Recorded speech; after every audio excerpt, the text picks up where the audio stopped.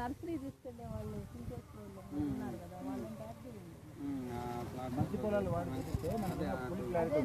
సించేసుల్లో nursery అంతా మా దగ్గరే పెడతారు.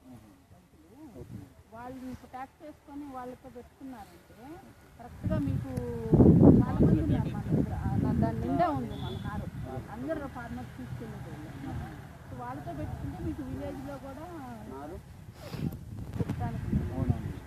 అదే కంది ఎవరితో రైతు ఎవరితో ఉందని చెప్పారు కదా విష్ణు గారు.